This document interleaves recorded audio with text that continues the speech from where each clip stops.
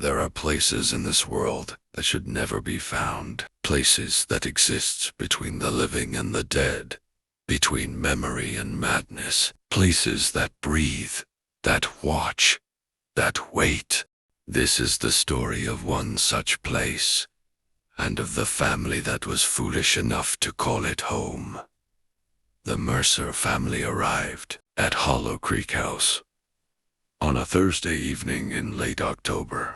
Daniel Mercer drove. His wife, Sarah, sat beside him, scrolling through her phone with the quiet desperation of someone trying not to think too hard about what they were doing. In the back seat, their 12-year-old daughter Emma pressed her forehead against the cold glass and watched the trees go by. Their 9-year-old son, Caleb, had fallen asleep somewhere around the second hour of driving, his mouth slightly open, his small chest rising and falling in the way that only sleeping children can manage completely, peacefully, without fear. Fear was something the adults in the car were trying very hard to suppress. They had bought Hollow Creek House 3 months ago, during a period Daniel now privately referred to as the desperation. The market had crashed their savings. His job had evaporated. Sarah's freelance income was enough to keep them eating, but not enough to keep them in the city. When the house came up, 4 bedrooms, 2.5 acres, a renovated kitchen, and a price so low it made the realtor look away when he said Daniel had signed the papers before Sarah could talk him out of it. People have died there, Sarah had said. People die. Everywhere. Daniel had replied. He was starting to regret that logic. The house appeared at the end of a long gravel driveway, framed by oak trees whose branches reached across the path like fingers lacing together overhead. In the headlights, the house looked almost beautiful. A Victorian structure, 3 stories tall, white paint gone slightly gray with age, wide porch wrapping around the front, windows dark and waiting. "It's big," Emma said quietly. "It's ours," Daniel said, with more confidence than he felt. Caleb woke up as the car stopped. He looked at the house for a long moment, rubbing his eyes. "Dad," he said. "Yeah." "Buddy? There's someone standing in the upstairs window." Everyone looked up. The window on the 3rd floor, far left, was dark, empty. "Just a reflection of the trees," Sarah said quickly. "Come on. Let's get inside." They unloaded the car by flashlight, because Daniel had forgotten to call the electric company, and the house was dark as a grave. Sarah found candles in a kitchen drawer, a detail that would unsettle her later, that someone had left candles behind, as if they knew they would be needed, and they ate sandwiches at a dusty dining room table by candlelight, while the house settled and groaned around them. "It's just an old house," Daniel said, to no one in particular. "Old houses make noise." That night, as Daniel and Sarah lay in their sleeping bags in the master bedroom, Sarah stared at the ceiling and said, "I found something when I was researching the house. Something I didn't tell you." "What kind of something?" Sarah was quiet for a moment. "Then, a family lived here in 1987. The Holloways. They moved in the same way we did. Sudden, unexpected, couldn't afford not to. Mother, father, 2 kids. And, after 6 months, the father was found in the basement. He'd been down there for 3 days, alone, in the dark. He didn't remember going down. He didn't remember anything from those 3 days. That's strange," Daniel said carefully. "But people have breakdowns, stress." He'd carved something into the walls. "Danielle, down in the basement." The same phrase, over and over, floor to ceiling. Hundreds of times. The police photographed it. "What did it say?" Double quotes. Sarah turned to look at him in the darkness. "It already knows your name." The first week was almost normal.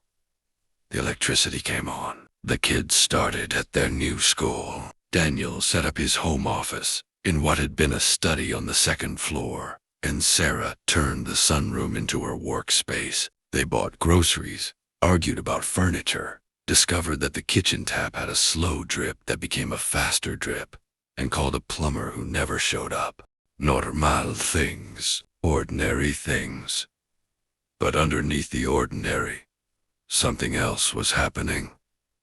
It started with the sounds. Not the settling in groaning of an old house. They had grown used to that. These were different sounds, deliberate sounds, footsteps above them when no one was upstairs. The soft, rhythmic sound of a rocking chair from the third floor room they hadn't opened yet. Tapping. Always 3 taps. Always from inside the walls. Always at 3 a.m. exactly. As if something was keeping to a very specific schedule. Emma heard them first. She came to her parents' room on the 3rd night and stood in the doorway, her face pale. "Something is walking around upstairs," she said.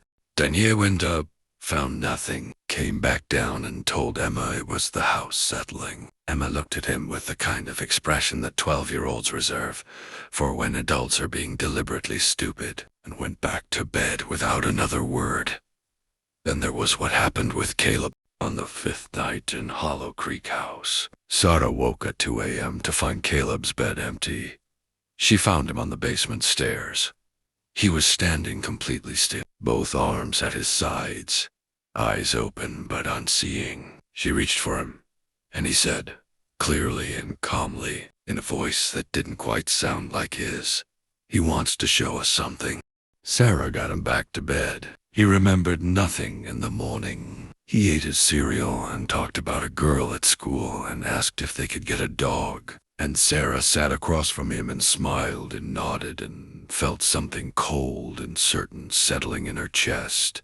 She didn't tell Daniel about the voice. She wasn't sure why. By the 2nd week, other things were happening. The photographs on the mantelpiece kept changing position, not dramatically, just slightly. A centimeter here, a half turn there. Enough that Sarah noticed. Not enough that she could prove it. She started marking the bases of the frames with pencil dots, and every morning the dots were in different places than where the framers now sat. The locked room on the 3rd floor, a small room at the end of the hall, locked with an old key that had not come with the house, began to smell. A sweet smell. Not quite flowers. Not quite rot. Something in between, something that made the back of your throat tighten. And Daniel, sitting in his study, began to hear something. A voice, not loud, not dramatic, just a whisper, barely at the edge of perception, like a radio station that wasn't quite tuned in. He could never make out the words. He told himself it was the neighbors, though there were no neighbors for half a mile. He told himself it was the television. He told himself it was stress. He looked at his hands. His right index finger was raw and red, as if he had been pressing it against something hard for a very long time. He looked at his desk. There was a groove carved into the wood, a new groove, pale wood under the finish, clearly recent. It was a letter. Over and over again, just one letter, carved into the desk with his fingernail. Sarah found the journals in the 3rd week.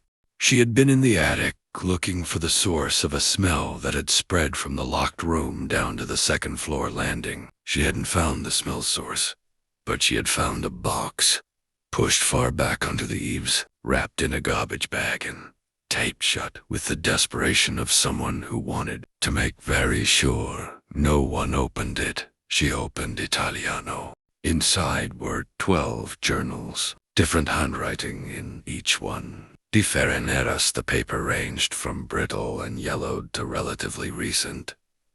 She picked up the most recent one first. The handwriting was neat, then increasingly frantic, then barely legible.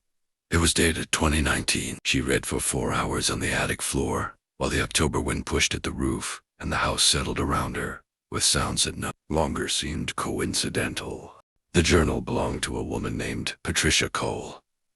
She and her husband Marcus had moved into Hollow Creek House in March 2019. By May, Marcus had stopped sleeping. By June, Patricia had stopped trusting her own memory. By July, the last entry, Patricia wrote in letters so large and shaking they barely fit on the page. It is not a haunting. A haunting is when something wants to frighten you. This wants something else. This wants to learn you. IT has been learning US 4 months. It knows everything now. I can feel it moving through my thoughts like fingers through water. If you are reading this, leave. Not tomorrow. Now. IT starts with sounds. Then your sleep. Then your thoughts. And then you won't want to leave. That is the worst part. You won't want to leave. You'll feel like you belong here. Like you always have. And that is when the entry ended there. Sarah sat very still for a long time. Then she picked up the oldest journal. 1923. A man named Herbert Callow had written in careful, copperplate script about his excitement at acquiring such a fine property. Within 30 pages, the script was deteriorating. By the end of the journal, he was writing in circles, literally, the words spiraling inward on each page, tighter and tighter, until they became a single black point in the center. She didn't need to read all 12. She understood. She carried the box downstairs and put it on the kitchen table. She called for Daniel. He came downstairs from his study. His eyes were strange, too bright and too distant at the same time, like a television tuned to an empty channel. "Daniel," she said, "we need to leave." "Leave?" He looked at her as if she'd said something in another language. "The house. We need to go. Tonight, Dada." Double quotes. He looked around the kitchen slowly, the way you look at a place you love. "I don't want to leave," he said, and smiled. It was almost his smile. Almost. Sarah found the key that night. She had put the children in the car. She told them they were going to Grandma's for a surprise visit, kept her voice light, kept her hands from shaking until they were buckled in, and then gone back for Daniel. But Daniel had gone to the basement. She stood at the top of the basement stairs and listened. She could hear him. Not moving. Just breathing. And beneath his breathing, something else.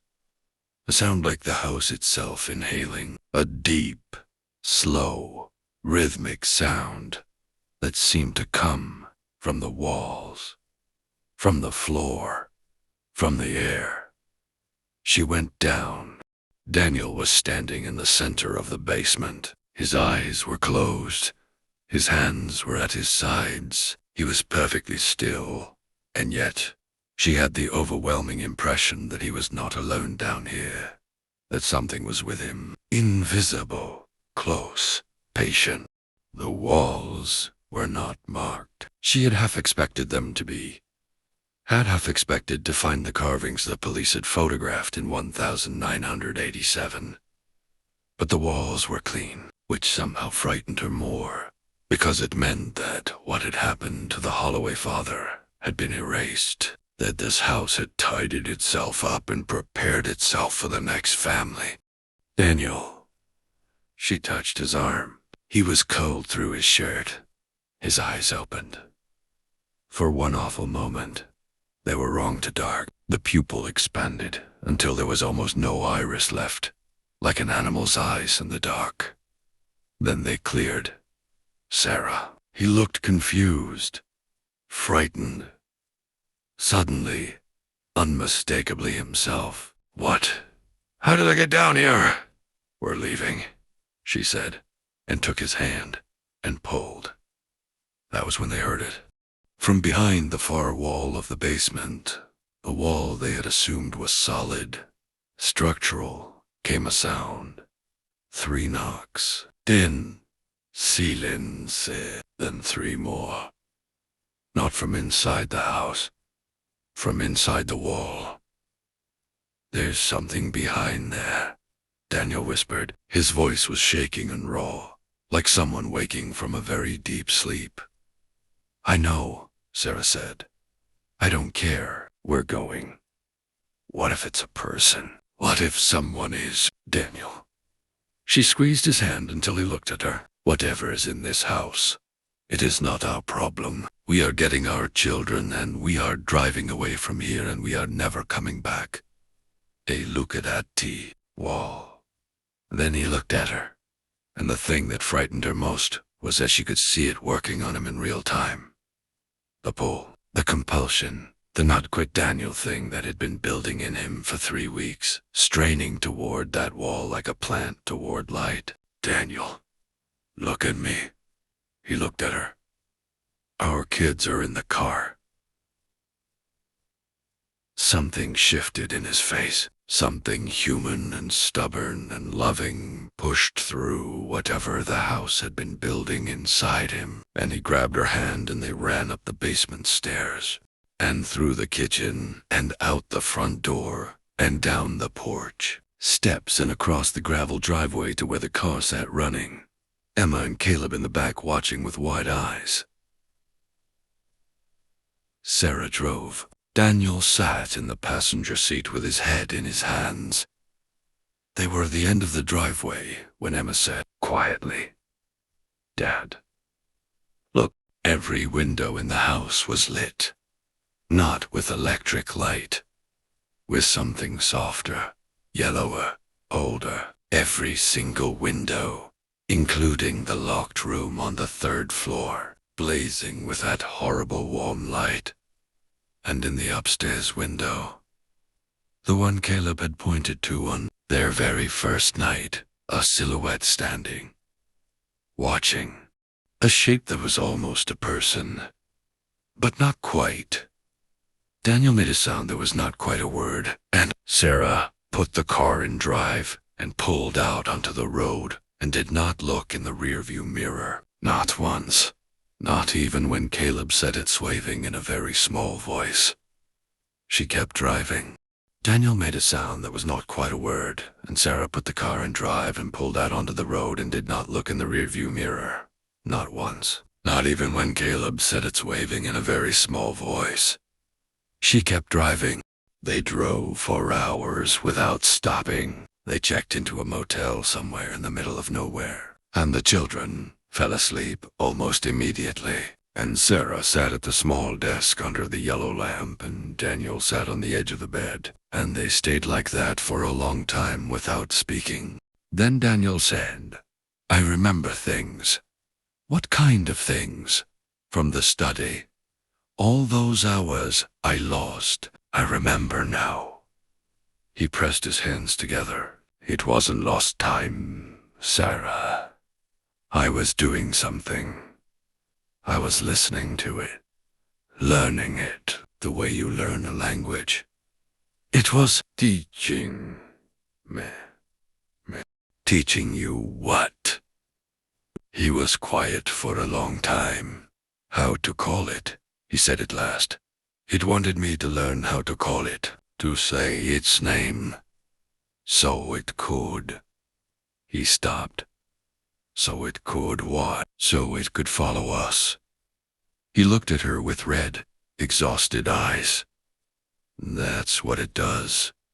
It doesn't haunt the house. The house is just where it lives between families. What it wants is the family. What it wants is to learn everything about you, your fears, your love, your memories, until it's part of you, until you can't tell where you end. And it begins. And then he shook his head. It moves with you, inside you, wherever you go. Sarah thought about Patricia Cole's last journal entry. You won't want to leave. That is the worst part. You won't want to leave. Did you learn the name? She asked. Daniel looked at his hands. The right index finger. Still raw. Still read. I think so, he said. It's right there, right at the edge down. Say it, Sarah said immediately. Whatever you do, don't say it. Double quotes. He nodded. They slept. At 3 a.m. exactly, Sarah woke to the sound of 3 knocks, coming from inside the wall of the motel room. She lay completely still, eyes open, staring at the ceiling, while beside her, Daniel's breathing changed and deepened in the way of someone falling into a dream they have had many times before. And from the other bed, in the darkness, in a voice that was almost Caleb's voice and almost not, something said. He already said it. They found the Mercer family 6 months later. Not found in the sense of rescued, found in the sense of noticed. A neighbor to towns over called the police about the house next door. A house the Mercer family had been renting since November. The neighbor said she hadn't seen them in 3 weeks. Said the lights in the house came on and went off at strange hours. Said she'd seen the children in the yard once, just standing, not playing, just standing in the rain. Said that one night she'd been sure she saw something in the upstairs window, a shape that was almost a person. Watching. When the police went to the door, no one answered. They let themselves in. The house was empty. The furniture was still there. The food in the fridge was spoiled. The children's backpacks were hung on hooks by the door. Daniel's laptop was open on the kitchen table, battery dead. On the walls of every room, carved into the plaster in Daniel's handwriting, over and over and over again, were 2 words. The same 2 words. The same 2 words. In the kitchen, the bedrooms, the bathroom, the hallway, even, somehow, on the ceiling, hundreds of times. 2 words. He knows.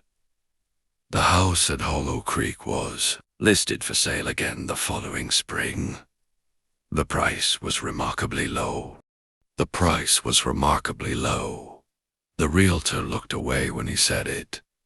If you enjoyed this story, please like, subscribe, and turn on notifications. And tonight, when you hear something moving in the walls, remember, it might not be the house that's watching. It might already know your name.